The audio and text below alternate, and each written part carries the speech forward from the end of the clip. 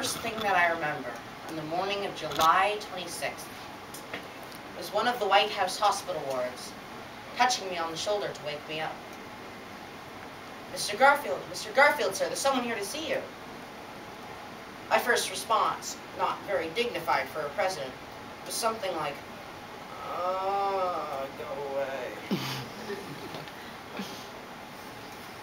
Supposedly, the famous Scottish-born scientist Alexander Graham Bell himself had invented some induction balance to find the bullet lodged in my chest.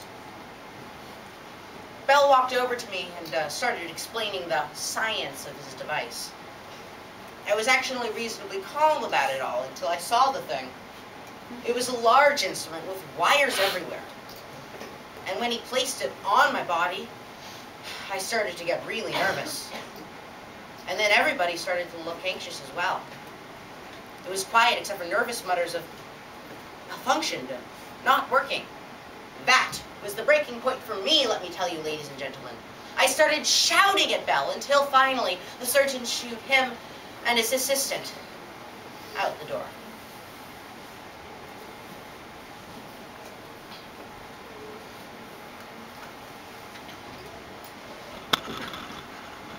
As you might have already guessed, the induction balance failed to find the bullet. In fact, we heard absolutely nothing other than an eerie ticking that seemed to come from the president's body no matter where we waved the wand.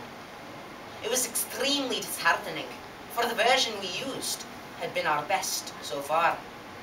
To add to that, we got a telegraph from the White House explaining that we couldn't return for more experiments until we had made the induction balance portable and less threatening.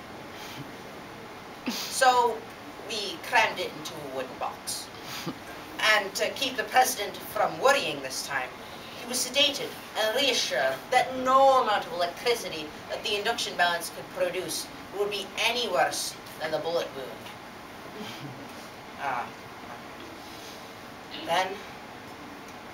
Then came the test. That last fateful test. The test for which I am mocked. And the test which lowered my status in the world of science twice-fold. We sat up again, and still that dreadful ticking coming from the president's body no matter where we waved the wand. I asked the White House staff if they had removed all metal from the vicinity of the president. I specifically inquired about the mattress.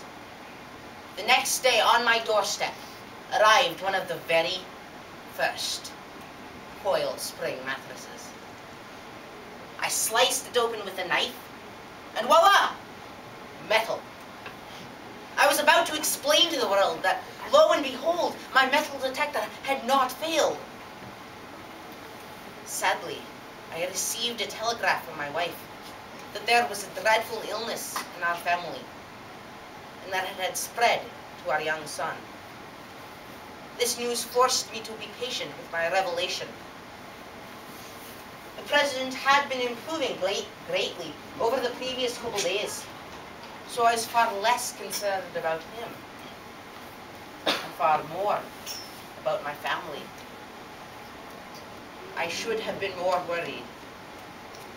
President James A. Garfield took his last breath in his summer house on September 19th, 1881. He had been in office only 4 months before the shooting and had been alive for 3 months with a bullet before his death. And as for me, well, my reputation suffered after the death of Garfield. In fact, many people began to think twice about using the words Alexander Graham Bell and scientist in the same sentence. I was even called a voodooist and a bumbler.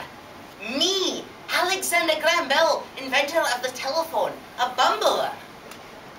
And my telephone? Well, over 20 people sued for rights to the patent. It took me 10 years to settle all of the claims, even though I won every case. History is written by success, not failure. So when you think of me, remember me not for my failures, and not just for the telephone, but also for the metal detector. Because without all of the trouble my metal detector has seen, the world would be one hell of a different place than it is today. Thank you.